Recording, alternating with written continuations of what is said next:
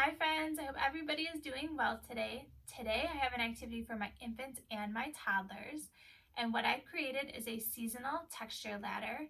And now this activity is really easy to make, and all you are going to need are heavy duty Ziploc bags, some tape. I use painter's tape, but you can use masking tape as well, and then different items around your house to represent the different seasons. Now the first bag I did is I went outside and I gathered grass, leaves, flowers, different items in my backyard and filled up this bag. The next bag I used cotton balls, but you can use pom-poms as well. And this is for our friends to play in the clouds.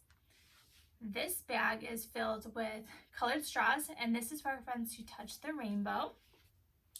Now this bag is filled with water, and I put a little bit of blue food coloring in it so you can see it a little better. This is for our friends to splash in the puddles. And then my final bag is filled with flour and a little bit of sugar so it glistens, and that's for our friends to play in the snow. Now I know my infants and toddlers are really going to enjoy all these different textures, and I can't wait to see if anybody makes a texture ladder at home. I will talk to you guys soon. Bye!